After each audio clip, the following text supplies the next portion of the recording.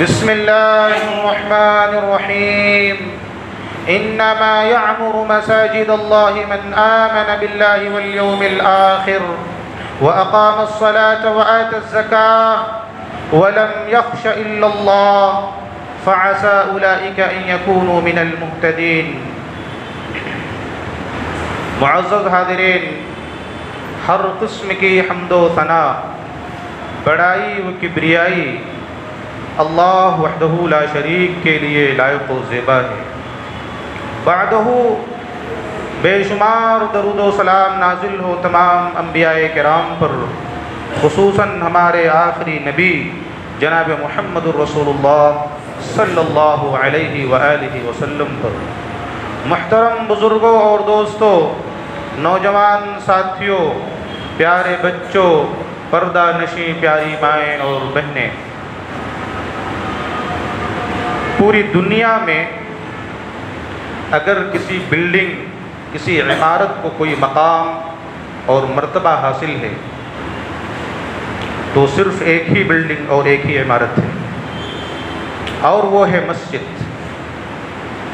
مساجد اس روئے زمین کی سب سے پاکیزہ، سب سے مقدس اور خیر و برکت کے مقام، اس سے بہتر کوئی اور جگہ پوری دنیا میں کہیں نہیں مل سکتی آپ کو۔ جہاں کہیں بھی مسلمان آباد ہوتے ہیں وہاں مسجد کا ہونا لازم اور ملزوم ہوتا ہے۔ جیسے مچھلی پانی کے بغیر زندہ نہیں رہ سکتی، جہاں کہیں بھی مچھلی ہوگی وہاں پانی کا وجود ضروری ہوگا، ایسے ہی جہاں کہیں بھی مسلمان موجود ہوں گے وہاں مسجد کا ہونا لازم اور ملزوم ہوگا۔ مسلمانوں کی روح، مسلمانوں کی زندگی، ان کا مستقبل مسجد سے جڑا ہوا ہے، اور یہی وجہ ہے۔ آپ غور کریں، رسول اللہ صلی اللہ علیہ وسلم ایک سفر میں آپ نے تین مسجدوں کی بنیاد رکھی۔ آپ مکہ سے ہجرت کر کے مدینہ تشریف لائے، راستے میں قباء میں آپ نے قیام کیا، تقریباً 14 دنوں کا قیام کیا، اور ان 14 دنوں کے اندر آپ نے مسجد کی بنیاد رکھی جسے مسجد قباء کہا جاتا ہے۔ آپ وہاں سے قباء سے علی الصباح نکلے اور راستے میں جمعہ کا وقت پڑ گیا، آپ وہاں ٹھہرے اور وہاں پر وادی بنی عمرو بن سلمہ کے اندر آپ نے نماز پڑھی اور وہاں پر ایک مسجد کی بنیاد رکھی۔ پھر وہاں سے آپ نکلے، مدینہ تشریف لائے، اور مدینہ پہنچنے کے بعد آپ خود مہمان ہیں، چند ہی دن گزرے کہ آپ نے مسجد نبوی کی بنیاد رکھ دی۔ اس سے معلوم ہوتا ہے کہ مسجد کی اہمیت اور مسجد انسانی وجود کے لیے، مسلمانوں کے وجود کے لیے کتنا ضروری ہے کہ آپ ایک سفر کے اندر تین مسجدوں کی بنیاد رکھ رہے ہیں۔ اور یہی وجہ ہے کہ اللہ تبارک و تعالی نے سچے مومنوں کی نشانی بتاتے ہوئے اعلان کیا ہے، انما یعمر مساجد اللہ من آمن باللہ والیوم الآخر۔ سچے مومن وہ ہیں، حقیقی مومن ایمان والے وہ ہیں جن کے اندر 5 خوبیاں ہوتی ہیں، 5 نشانیاں ہوتی ہیں۔ 5 نشانیاں کیا ہیں؟ من آمن باللہ، جو ایک اللہ واحد پر ایمان رکھتے ہیں، حقیقی ایمان والے اللہ کی وحدانیت کو دل کی گہرائیوں سے تسلیم کرتے ہیں، اللہ پر ایمان رکھنے والے ہوتے ہیں، پہلی خوبی۔ دوسری خوبی والیوم الآخر، آخرت کے دن کے اوپر، مرنے کے بعد دوبارہ زندہ کیے جانے، اٹھائے جانے، یوم جزا اور سزا کے اوپر ایمان رکھتے ہیں کہ ہم مریں گے اور اللہ کے سامنے پیش ہونا ہے، ہم کو اپنی زندگی کے ایک ایک پائی کا حساب دینا ہے ہمیں، اس پر ان کو ایمان اور یقین ہوتا ہے۔ یہ دوسری خوبی۔ والیوم الآخر واقام الصلاۃ، اور تیسری خوبی ہے نماز کی پابندی کرتے ہیں۔ کون سی پابندی؟ گھر کے اندر نماز پڑھ لیا، نماز با جماعت کی پابندی کرتے ہیں۔ وَأَقَامَ الصَّلَاةَ، آدمی اکیلے نماز قائم نہیں کر سکتا ہے، مسجد کے اندر آئے گا، نماز باجماعت کے ساتھ ادا کرے گا، اس کو نماز قائم کرنا بولتے ہیں۔ پورے قرآن میں کہیں نہیں ہے کہ نماز پڑھو، کہیں نہیں، آپ ڈھونڈ کر کے دکھائیے ہم کو، جہاں کہیں بھی قرآن کے اندر ہے اقام الصلاۃ، اقیم الصلاۃ، نماز قائم کرو، اقیم الصلاۃ وآتوا الزکاۃ وارکعوا مع الراکعین، نماز قائم کرو، زکات دو اور رکوع کرنے والوں کے ساتھ رکوع کرو۔ کیا مطلب؟ آدمی گھر کے اندر رکوع کرنے والوں کے ساتھ رکوع کرے گا؟ آج مسلمانوں کا ایک بہت بڑا المیہ ہے، نماز الحمدللہ پڑھتے ہیں، لیکن کام جب رہتا ہے تو مسجد میں نماز باجماعت کے ساتھ نہیں ادا کرتے۔ بولے صاحب کام ہے، کام کو چھوڑ کر کے کیسے مسجد آئیں؟ کام نہیں رہے گا تو مسجد کے اندر آئیں گے، جماعت کے ساتھ پڑھیں گے، لیکن کام ہوتے ہوئے حدیث رسول ملاحظہ ہو اور اس حدیث رسول کو اپنے ذہنوں میں، اپنے دل و دماغ کے پردوں پر اس کو محفوظ کر لیجئے۔ رسول اللہ صلی اللہ علیہ وسلم نے ارشاد فرمایا من سمع النداء فلم یاتی فلا صلاۃ له الا من عذر۔ صحیح حدیث کہ جس شخص نے اذان کی آواز کو سنا، من سمع النداء، ندا کو، مؤذن کے اذان کی آواز کو جس نے سنا، فلم یاتی، اور وہ اس جگہ پر جہاں سے اذان کی آواز آ رہی ہے مسجد کے اندر وہ نہیں آیا، فلا صلاۃ لہ، اس کی کوئی نماز نہیں۔ پڑھو گھر کے اندر نماز ہے، کوئی نماز نہیں اس کی، حدیث رسول ہے فلا صلاۃ لہ الا من عذر۔ اگر عذر شرعی ہے، آدمی سو گیا ہے، آدمی بیمار ہو گیا ہے، آدمی کو کوئی اور پریشانی ہے، سفر میں ہے، عذر شرعی ہے تو کوئی بات نہیں ہے، لیکن بغیر عذر شرعی، کام یہ کوئی عذر شرعی ہے؟ ظہر میں آدمی کو کام رہتا ہے، عصر میں آدمی کو کام رہتا ہے، مغرب میں، عشاء میں آدمی کو کہاں سے کام رہتا ہے؟ یہ کوئی عذر نہیں ہے، فلا صلاۃ لہ الا من عذر، ایسے شخص کی کوئی نماز ہی نہیں ہے۔ اور بخاری کی حدیث، مسلم شریف کی حدیث آپ اپنے ذہنوں میں رکھیں، ایک صحابی حضرت عبداللہ ابن ام مکتوم رضی اللہ تعالیٰ رسول اللہ صلی اللہ علیہ وسلم کے پاس آئے، کہا یا رسول اللہ صلی اللہ علیہ وسلم، میں نابینا شخص ہوں، اندھا ہوں، دکھائی نہیں دیتا ہے مجھ کو، یا رسول اللہ میں بوڑھا شخص ہوں، عمر رسیدہ شخص ہوں، بوڑھا ہو گیا ہوں میں، یا رسول اللہ میرا گھر مسجد سے بہت دور ہے اور میرے اور مسجد کے درمیان جنگل پڑتا ہے، بہت سارے درخت پڑتے ہیں، یا رسول اللہ اس درخت پہ، اس جنگل میں بہت سارے زہریلے جانور، سانپ، بچھو، درندے ہیں، یا رسول اللہ صلی اللہ علیہ وسلم مجھے کوئی لانے لے جانے والا نہیں ہے۔ دیکھ رہے ہیں کتنے عذر ہیں، اندھے ہیں، دکھائی نہیں دیتا، عمر رسیدہ ہے، بوڑھے ہو چکے ہیں، گھر بہت دور ہے، اور تیسرے چوتھے جنگل میں سانپ، بچھو، زہریلے جانور ہیں، اور چوتھے یا پانچویں کہ کوئی لانے لے جانے والا نہیں ہے، یا رسول اللہ کیا میں گھر کے اندر نماز پڑھ سکتا ہوں؟ مسلم شریف کی حدیث ہے، اٹھا کر کے دیکھ لیجیے آپ، یا رسول اللہ میں گھر کے اندر نماز پڑھ سکتا ہوں۔ آپ نے جب اتنے سارے عذر دیکھے، اتنی ساری پریشانیاں دیکھی، آپ نے کہا جاؤ گھر کے اندر پڑھو۔ وہ صحابی عبداللہ ابن ام مکتوم رضی اللہ تعالیٰ عنہ جب جانے لگے، آپ نے فرمایا ادھر آؤ، کہاں جا رہے ہو؟ هل تسمع النداء، فی روایت هل تسمع حی علی الصلاۃ حی علی الفلاح، یہ بتاؤ کیا تم مؤذن کی اذان سنتے ہو؟ مؤذن کی آواز تمہارے کانوں میں آتی ہے؟ کیا تم حی علی الصلاۃ حی علی الفلاح کی آواز سنتے ہو کہ نہیں سنتے ہو؟ کہا اللہ کے رسول سنتا تو ہوں۔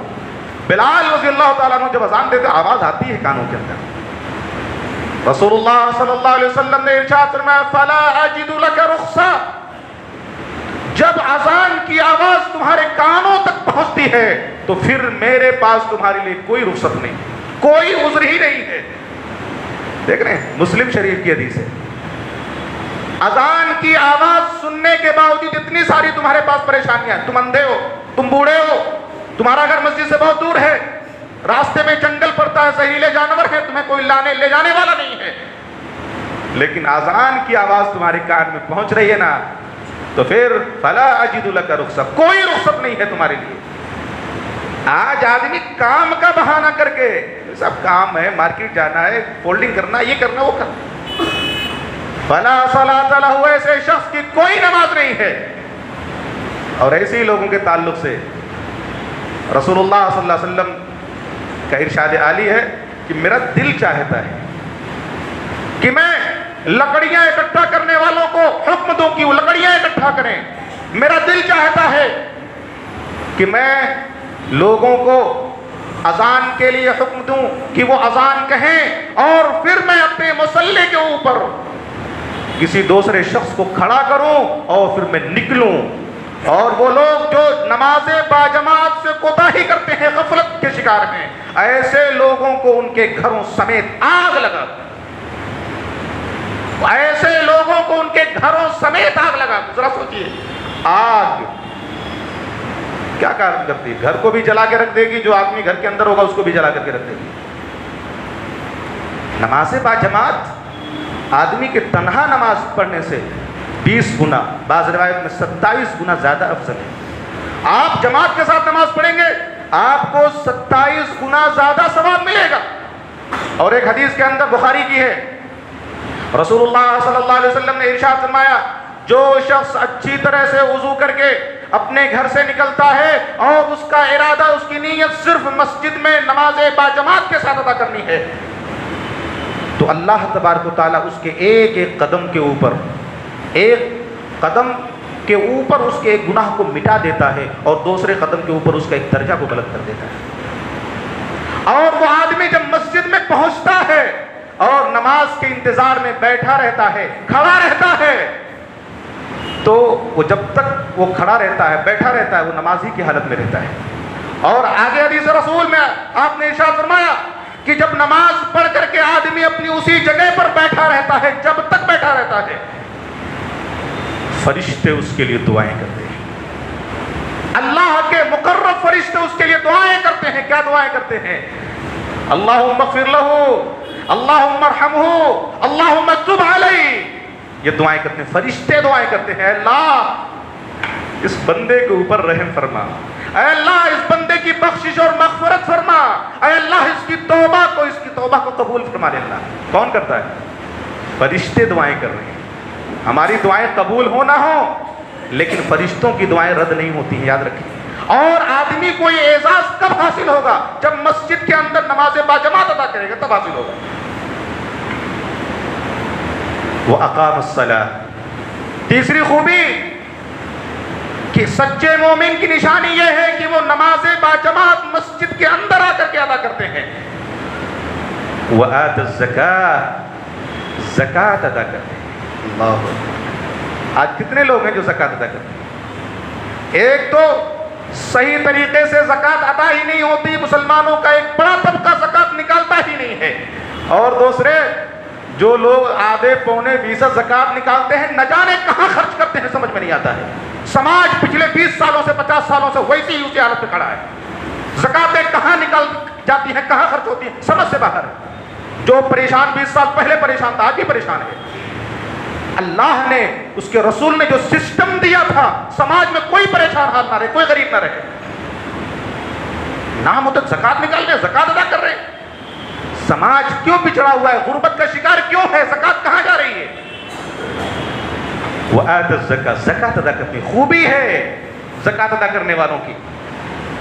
وَلَمْ يَخْشَ إِلَّا اللَّهُ، پانچویں خوبی سچے مومنین کی کہ یہ اللہ کے علاوہ کسی سے نہیں ڈرتے ہیں۔ وَلَمْ يَخْشَ إِلَّا اللَّهُ، اپنے دلوں کے اندر اللہ کے خوف کے علاوہ کسی کا خوف نہیں رکھتے۔ یہ 5 نشانیاں ہیں۔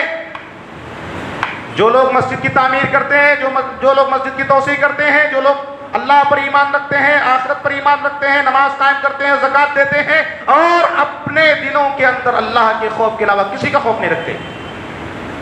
آگے اللہ فرما رہا ہے فَعَسَىٰ أُولَٰئِكَ أَن يَكُونُوا مِنَ الْمُهْتَدِينَ، یہی وہ لوگ ہیں جو ہدایت یافتہ ہیں، یہی وہ لوگ ہیں جنہیں اللہ نے ہدایت دے رکھی ہے، اللہ نے ہدایت کی گواہی دی ہے۔ بہت بڑا اعزاز ہے، بہت بڑا مقام، بہت بڑی فضیلت حاصل ہے ایسے لوگوں کو جو یہ کام کرتے ہیں۔ اللہ تبارک و تعالیٰ نے ہدایت کی گواہی گارنٹی دے رکھی ہے، اور ہدایت یہ دنیا کی سب سے بڑی دولت ہے۔ ہر آدمی ہر نماز کے ہر رکعت کے اندر دعا کرتا ہے اہدنا الصراط المستقیم، اے اللہ صراط مستقیم کی ہدایت دے دے، یہی ہدایت ہے۔ ہر آدمی ہر نماز کی ہر رکعت کے اندر یہ دعا کرتا ہے۔ اللہ تعالیٰ نے فرمایا ایسا کرو گے تمہیں ہدایت مل جائے گی۔ سنن ترمذی، سنن ابن ماجہ، مسند احمد اور حاکم اور طبرانی وغیرہ کی روایت میں ہے۔ روایت سند کے اعتبار سے صحیح نہیں ہے لیکن معنی کے اعتبار سے بالکل صحیح ہے۔ رسول اللہ صلی اللہ علیہ وسلم نے ارشاد فرمایا اذا رأيتم الرجل يتعاهد المسجد فاشهدوا له بالایمان، جب تم دیکھو کہ کوئی مسلمان اس کا دل مسجد سے لگا ہوا ہے، مسجد کی خدمت کرنے، مسجد کی دیکھ بھال کرنے، مسجد میں نماز پڑھنے، مسجد میں آنے، مسجد میں جانے، مسجد کے انتظام میں، انصرام میں اس کا دل لگا ہوا، اٹکا ہوا ہے اس کا دل، مسجد کی فکر اس کو دامنگیر ہے، فاشهدوا له بالایمان، پورے سماج، پورے محلے کے لوگوں کی ذمہ داری ہے یہ کہ ایسے تمام لوگ ایسے شخص کے مومن ہونے کی، وہ بھی سچے مومن ہونے کی گواہی دیں۔ جو آدمی مسجد کی خدمت کر رہا ہے، مسجد میں آ کر کے نماز پڑھ رہا ہے، مسجد کی دیکھ ریکھ کر رہا ہے، مسجد کے لیے اس کا دل تڑپ رہا ہے، ایسے تمام پورے محلے کے لوگوں کی ذمہ داری ہے کہ ایسے شخص کے سچے مومن ہونے کی گواہی دیں۔ لیکن آج ایسا ہے، آج تو بس برائیاں ہو رہی ہیں، شکایتیں ہو رہی ہیں، کچھ سرفرے اور نیتا ٹائپ لوگ، ان کو ہمیشہ شکایتیں رہتی ہیں، ان کی پیدائش کا مقصد ہی صرف شکایت کرنا ہے، فلاں کی شکایت، فلاں ذمہ دار کی شکایت، فلاں مصلی کی شکایت، فلاں منتظمین کی شکایت کرنا ہی ان کی زندگی کا مقصد ہے۔ وہ پیدا ہی اس لیے ہوئے ہیں تاکہ وہ شکایت کریں لوگوں کو، ان کی پیدائش کا دوسرا کوئی مقصد ہی نظر نہیں آتا۔ حدیث رسول کہہ رہی ہے پورے محلے کے لوگوں کی ذمہ داری ہے کہ ایسے لوگ جو نماز باجماعت ادا کرتے ہیں، جو مسجد کی خدمت کر رہے ہیں، مسجد کی دیکھ بھال کر رہے ہیں، پورے محلے کے لوگوں کی ذمہ داری ہے یہ کہ ایسے لوگوں کو سچے مومن ہونے کی گواہی دیں۔ اور شکایت ہو رہی ہے، کام نہیں ہو رہا ہے۔ سب سے زیادہ پوری دنیا کے اندر اگر کہیں سے کام ہوتا تو مسجد سے ہوتا کام۔ بڑی سے بڑی NGO، بڑی سے بڑی تنظیم، بڑی سے بڑی سنستھا اتنا کام نہیں کر سکتی ہے جتنا کام مسجد سے ہوتا ہے، لیکن ہماری سمجھ سے باہر ہے، ہم کو سمجھ میں نہیں آتا ہے۔ کوئی NGO، کوئی تنظیم 10-20 ہزار 2-4 لاکھ خرچ کر دے، ڈنکا بج رہا ہے، ارے اتنا خرچ کر رہی ہے۔ مساجد کی ذرا دیکھو، مساجد سے دینی تعلیم کا کام ہوتا ہے، مساجد سے عبادت کا کام ہوتا ہے، مساجد سے دینی کام ہوتا ہے، مساجد سے سماجی کام ہوتا ہے، مساجد سے لوگوں کے جوڑنے کا کام ہوتا ہے، مساجد کے اندر اللہ کا ذکر و اذکار ہوتا ہے، مساجد کے اندر خطبات ہیں، دروس ہیں، نماز باجماعت ہے، کتنے کام ہوتے ہیں مساجد سے، لوگوں کی روزی روٹیاں چل رہی ہیں مساجد سے، مساجد سے، لیکن یہ کام کوئی معنی نہیں رکھتا ہے۔ آپ پورے کرناٹکا لیول پر ذرا غور کیجئے، میں آپ کو صرف ہنٹ اشارہ کر رہا ہوں، آپ کو تفصیل کے لیے وقت نہیں ہے۔ پورے کرناٹکا لیول پر آپ ذرا دیکھیے، پورے کرناٹکا 400-500 مساجد ہوں گے، 400 مساجد آپ مان لیجئے، پورے کرناٹکا اسٹیٹ لیول پر 400 مساجد، ایوریج اوسط کم سے کم ہر ہفتے جمعے کے دن 400 مساجد میں 50,000 کا کلیکشن نہیں ہوتا ہوگا؟ آنکھ بند کے ایک مسجد میں الحمدللہ 10,000 15,000 20,000 8,000 10 کتنا ہو جاتا ہے؟ آپ کم سے کم مان لیجئے 400 مساجد کے اندر 50,000 کا کلیکشن آسانی سے ہو جاتا ہے۔ پورے مہینے 2 کروڑ کا کلیکشن ہوتا ہے۔ وہ 2 کروڑ کہاں خرچ ہو رہا ہے؟ یتیموں کے اندر، بیواؤں کے اندر، پریشان حال لوگوں کے اندر، ائمہ کے اندر، مؤذنین کے اندر، خطام کے اندر، مساجد کے انتظام میں، انصرام میں کتنے لوگوں کی روزی روٹی چل رہی ہے، سب کا کہہ رہے کام نہیں ہو رہا ہے۔ کیسی عقل سلیم اللہ نے عطا فرمائی، کام نہیں ہو رہا ہے، کتنا بڑا کام ہے، سماجی کام ہو رہا ہے، دینی کام ہو رہا ہے، عبادت کا کام ہو رہا ہے، لوگوں کے جوڑنے کا، اللہ کی عبادت اور اللہ کے دین سے بڑھ کر کے دنیا میں کوئی کام اور کام کیا ہو سکتا ہے؟ لیکن نہیں، ان کی پیدائش کا مقصد ہی ہے فلاں ذمہ دار کام نہیں کر رہا، فلاں ذمہ دار کام نہیں۔ ایسے کچھ سرفرے لوگ ہوتے ہیں جن کو بس شکایتیں ہی رہتی ہیں، فاشهدوا له بالایمان، تمام پورے محلے کے سماج کے لوگوں کی ذمہ داری ہے کہ ایسے لوگوں کے سچے مومن ہونے کی گواہی دیں۔ اور آگے رسول اللہ صلی اللہ علیہ وسلم نے ارشاد فرمایا کہ جو شخص 5 وقتہ نماز مسجد میں آ کر کے پڑھتا ہے، اور خاص طور سے عشاء کی نماز، فجر کی نماز، فَهُوَ فِي ذِمَّةِ اللَّهِ، وہ اللہ کے ذمے میں، اللہ نے اس کے جان، اس کے مال، اس کی اولاد، اس کی عزت و آبرو کی حفاظت کی گارنٹی دے رکھی ہے۔ فَهُوَ فِي ذِمَّةِ اللَّهِ، کتنی بڑی فضیلت ہے۔ آدمی ذرا سوچے، ایمان کی روشنی میں ذرا غور کرے، فَهُوَ فِي ذِمَّةِ اللَّهِ، اللہ کی گارنٹی میں اللہ نے اس کو حفاظت دے رکھی ہے۔ اب ایسا آدمی اس کی شکایت کر رہا ہے، گویا اللہ کی گارنٹی اور حفاظت کی وہ توہین کر رہا ہے۔ بات کہاں تک پہنچ جاتی ہے، آدمی غور نہیں کرتا ہے۔ جو آدمی شکایت کر رہا ہے، اللہ نے اس کو حفاظت کی گارنٹی دے رکھی ہے، اس کی شکایت کر رہا ہے، توہین اللہ کی ہے۔ اور ایسے بندے، ایسے شخص کو اللہ غارت کر دیتا ہے، مٹی میں ملا دیتا ہے، تباہ برباد کر دیتا ہے، اس کی دنیا بھی اور آخرت بھی تباہ کر دیتا ہے۔ یہ اتنی فضیلت والا کام ہے۔ رسول اللہ صلی اللہ علیہ وسلم نے ارشاد فرمایا وَرَجُلٌ قَلْبُهُ مُعَلَّقٌ بِالْمَسَاجِدِ، قیامت کے دن جب سارے اولین آخرین اللہ کے پاس کھڑے ہوں گے، میدان محشر بپا ہوگا، سب لوگ نفسی نفسی کے عالم میں ہوں گے، وہاں اللہ تبارک و تعالیٰ اپنے خصوصی عرش کا سایہ جن خوش نصیبوں کو عطا کرے گا، ان میں سے ایک وَرَجُلٌ قَلْبُهُ مُعَلَّقٌ بِالْمَسَاجِدِ، وہ شخص جس کا دل مسجد سے لگا ہوا، اٹکا ہوا ہے، مسجد میں آنے سے، مسجد میں جانے سے، مسجد میں نماز پڑھنے سے، مسجد کی خدمت کرنے، مسجد کی دیکھ ریکھ کرنے، یہ شخص یہ خوش نصیب ہوگا، اور آپ اس کی شکایت کرتے ہیں۔ غور کیجئے، اور دنیا کے اندر اللہ تبارک و تعالیٰ نے بڑے بڑے ظالموں کا صفایا اسی مسجد سے کیا ہے۔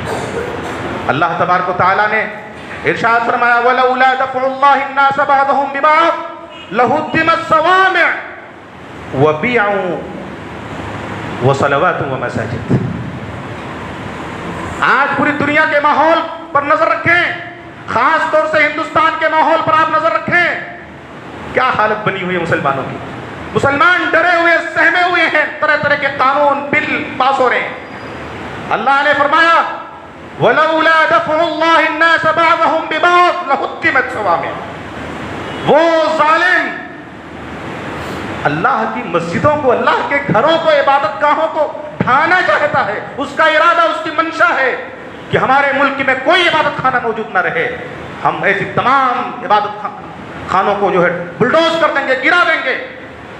اللہ فرما رہا ہے صبر کرو، انتظار کرو، اور اسلامی تعلیم پر مکمل عمل کرو، اپنے آپ کو اسلام کے حوالے کر دو، پھر دیکھو ہماری مدد کیسے آتی ہے۔ انتظار کرو، صبر کرو تحمل کے ساتھ، اور اسلامی تعلیم کے مطابق مکمل عمل کرو، پھر دیکھو ہماری مدد کیسے آتی ہے۔ ہم نے بڑے سے بڑے ظالموں کو اسی مسجد سے نیست و نابود کر دیا ہے، تو یہ چند چھوٹے چھوٹے لوگ کیا مان رکھتے ہیں ہمارے نزدیک۔ دنیا کا سب سے بڑا اسلام دشمن فرعون، جس نے انا ربکم الاعلی کا دعویٰ کیا تھا، میں ہی تمہارا سب سے بڑا رب ہوں، جس نے طرح طرح کی قراردادیں منظور کی، قانون پاس کیے، بل پاس کیے، اس نے اپنے حکومت کے اندر۔ موسیٰ علیہ السلام کے متبعین، ماننے والے، ڈرے ہوئے، سہمے ہوئے آئے، کہا موسیٰ کلیم اللہ، یہ فرعون طرح طرح کے قانون پاس کر دیا ہے، مصر کے اندر اب زندگی گزارنا مشکل ہو گیا ہے۔ پہلے بچوں کو قتل کرتا تھا، اب طرح طرح کے قانون لا کر کے ہمارے حقوق چھین لیا ہے، اس نے ہمیں بی کلاس میں، سی کلاس میں لا کر کے رکھ دیا ہے۔ اب مصر کے اندر ہماری زندگی اجیرن ہو چکی ہے، کچھ کرو آپ۔ اب موسیٰ علیہ السلام، ان کے بھائی ہارون علیہ السلام دعا کر رہے ہیں، اے اللہ اس ظالم کو تو نے پاور دے دیا ہے، طاقت دے دیا ہے، یہ ظلم کر رہا ہے تیرے بندوں پر، ناجائز طریقے سے پریشان کر رہا ہے، اللہ اس کا طاقت، اس کی پاور چھین دے، اے اللہ اس کو نیست و نابود کر دے، اے اللہ اس کی طاقت کو چھین لے، ابھی سدھر جائے گا، ابھی ٹھیک ہو جائے گا۔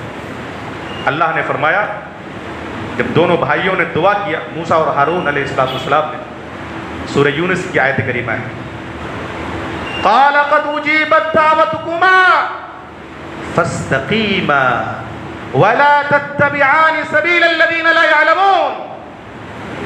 موسیٰ، ہارون، ہم نے تم دونوں کی دعائیں قبول کر لی. قال قد اجیبت دعوتکما، تمہاری دعائیں مستجاب ہو چکی ہیں، لیکن ابھی مدد نہیں آئے گی. ابھی انتظار کرو، ابھی صبر کرو، ابھی اسلامی تعلیمات پر مکمل عمل کرو. جو کچھ تورات میں لکھا ہوا ہے اس کے مطابق ابھی اپنی زندگی گزارو. دعا قبول ہو گئی ہے، اور دعا کی قبولیت اور اس کے جواب کے لیے تھوڑا انتظار کرنا پڑے گا. فوراً ہماری مدد نہیں آتی ہے، ہم پہلے چیک کرتے ہیں. چیک کریں گے پہلے تمہارے ایمان کو، تمہارے صبر کو، تمہارے اسلام پر عمل کے جذبے کو ہم چیک کریں گے، پھر اپنی مدد بھیجیں گے ہم. فاستقیما، ابھی استقامت اختیار کرو، اسلامی تعلیمات کے مطابق عمل کرو، اور کسی ڈرنے والے سے ڈرو نہیں، کسی ڈر اور بہکاوے میں نہیں آنا. اور آگے کا جو لفظ ہے وَلَا تَتَّبِعَانِ السَّبِيلَ الَّذِينَ لَا يَعْلَمُونَ، یہ مفسدین، یہ جاہل، یہ اناڑی لوگوں کے کان بھرنے، یہ فرعون اور فرعون کی ٹیم کے ورغلانے میں آپ نہیں آنا. دیکھ رہے ہو، کان بھرنے والے لوگ ہوتے ہیں ہر زمانے میں، جو سماج کے اندر اختلاف برپا کرنے کی کوشش کرتے ہیں، کان بھر بھر کے لوگوں کو توڑنے کی کوشش کرتے ہیں. وَلَا تَتَّبِعَانِ، ایسے لوگوں کے پیچھے نہیں چلنا، ان کی کہی سنائی باتوں پر عمل نہیں کرنا. آپ استقامت اختیار کیجئے اور ان سے ڈریے نہیں، اور اللہ اور اس کے رسول کی اطاعت کیجیے. پھر دیکھو آپ نے ان مسجدوں کو کیا سمجھا ہے. نہ جانے کتنی بلائیں، کتنی مصیبتیں، کتنی آفتیں، کتنی پریشانیاں اللہ تبارک و تعالیٰ انہی مسجدوں سے، مسجدوں کی اذانوں سے، مسجدوں کی اقامت سے، مسجدوں کی نماز باجماعت سے، مسجدوں کے خطبات اور دروس سے اللہ کتنی پریشانیوں کو، کتنی آفتوں کو دور کر دیتا ہے، روک دیتا ہے. ہماری سمجھ میں نہیں آتا ہے کیسے روکتا ہے. وقت نہیں ہے، ورنہ میں ایک دو واقعہ ضرور بتاتا کہ اللہ تبارک و تعالیٰ ان مسجدوں کے اذانوں سے، ان کے خطبات، ان کے دروس اور ان کے نماز باجماعت کے ادا کرنے سے کتنی پریشانیاں اور آفتوں کو اللہ روک لیتا ہے، نازل نہیں کرتا ہے. وَأَوْحَيْنَا إِلَى مُوسَىٰ وَأَخِيهِ أَن تَبَوَّأَ لِقَوْمِكُمَا بِمِصْرَ بُيُوتًا وَاجْعَلُوا بُيُوتَكُمْ قِبْلَةً. اے موسیٰ، اے ہارون، تم لوگوں کو حکم دو کہ جہاں جہاں کہیں بھی مسلمان آباد ہیں وہاں ایک مسجد بنائیں. وَأَوْحَيْنَا، وحی کی اللہ تبارک و تعالیٰ سے. کہاں سے؟ پارلیمنٹ سے، سپریم کورٹ سے، ساتوں آسمانوں کے اوپر عرش اعظم سے اللہ تبارک و تعالیٰ نے موسیٰ علیہ السلام اور ان کے بھائی ہارون پر وحی کی. جہاں کہیں بھی مسلمان آباد ہیں وہاں مسجد بنائیں. اور مسجد بنانے کے بعد کیا کہیں؟ وَأَقَامُوا الصَّلَاةَ، نماز باجماعت ادا کرنے لگیں. جب مسجد بن جائے، لوگ نماز باجماعت ادا کرنے لگیں. وَبَشِّرِ الْمُؤْمِنِينَ، تب مومنوں کو آپ بشارت دیجئے، خوشخبری دیجئے کہ مدد اب آنے والی ہے اللہ کی طرف سے. دیکھ رہے ہیں، مسجد پہلے بنے، لوگ نمازی بن جائیں، پھر دیکھو وَبَشِّرِ الْمُؤْمِنِينَ، پھر مومنوں کو بشارت دیجئے، خوشخبری دیجئے کہ مدد آنے والی ہے. اور موسیٰ علیہ السلام نے مساجد کی تعمیر کی، لوگ نماز باجماعت کے پابند ہو گئے. اللہ تبارک و تعالیٰ نے چند ہی دنوں کے اندر فرعون کا بیڑا غرق کر دیا. سواہا ہو گیا، ختم ہو گیا، نیست و نابود ہو گیا فرعون، اس دنیا سے چلا گیا. یہ مسجد، بڑے سے بڑے ظالم کا علاج اللہ تبارک و تعالیٰ نے مسجد اور مسجد کے اندر ادا کی جانے والی نمازوں سے کیا ہے. تو یہ چھوٹے چھوٹے ظالم، ان کی کیا حیثیت ہے اللہ کی نظر میں؟ کل قیامت کے دن اللہ تبارک و تعالیٰ حشر کے میدان میں اعلان کرے گا، اَیْنَ جِیرَانِی، کہاں ہے میرے پڑوسی؟ پڑوسی، اللہ کا پڑوسی. فرشتے، ملائے اعلیٰ پر مامور فرشتے، وہ کہیں گے اے اللہ، مَن یکون ان ینبغی جیران، کون اس لائق ہے کہ تیرا پڑوسی بن سکے؟ ہم ہیں مقرب فرشتے، ہم تیرے پڑوسی ہیں. ہم سے مقدس اور پاکیزہ کون لوگ ہیں جو تیرے پڑوسی بن سکیں؟ اللہ تبارک و تعالیٰ فرمائے گا اَیْنَ عُمَّارُ الْمَسَاجِدِ، کہاں ہیں مسجدوں کی تعمیر، توسیع، مسجدوں کو آباد کرنے والے، مسجدوں کے اندر نماز باجماعت ادا کرنے والے کہاں ہیں؟ آج ہم ان کو اپنا پڑوسی بنائیں گے. کتنا بڑا مقام، کتنی فضیلت مساجد کی. لیکن ان مساجد کو ہم نے ہلکے میں لے لیا ہے. دوسری تیسرے درجے کی چیز مسجد ہماری نظر میں بن چکی ہے۔ مساجد کی اہمیت کو جانیں، سمجھیں اور اس کے لیے دل کھول کر کے جتنا خرچ کرنا چاہتے ہیں۔ بلڈنگ آپ کی پڑی رہے گی، سال 2 سال کے بعد کسی تیسرے چوتھے کی ہو جائے گی، لیکن مسجد تا قیامت یہ اللہ کے لیے قائم رہے گی، اس میں عبادتیں کی جائیں گی، نمازیں ادا کی جائیں گی اور آپ کے کھاتے میں صدقے جاریہ لکھی جائے گی۔ وقت زیادہ ہو رہا ہے، ہم دعا کرتے ہیں کہ اللہ تبارک و تعالی ہمیں مساجد سے جڑنے، مساجد کی دیکھ بھال کرنے، مساجد کے اندر نماز باجماعت پڑھنے اور اسی طرح سے ہدایت یافتہ ہونے کی توفیق عطا فرما۔ اے اللہ اپنا پڑوسی ہونے کی تو ہمیں توفیق عطا فرما، ہمیں یہ شرف اور فضیلت عطا فرما۔ اے اللہ سچے مومن بننے کی توفیق عطا فرما۔ اے اللہ کل قیامت کے دن اپنے خصوصی عرش کا سایہ نصیب فرما۔ اللہ تبارک و تعالی ہمیں سچی سمجھ اور اچھے عمل کی توفیق عطا فرما۔ اقول قولی ھذا استغفر اللہ لی ولکم ولسائر المسلمین واستغفروہ انہ هو الغفور الرحیم۔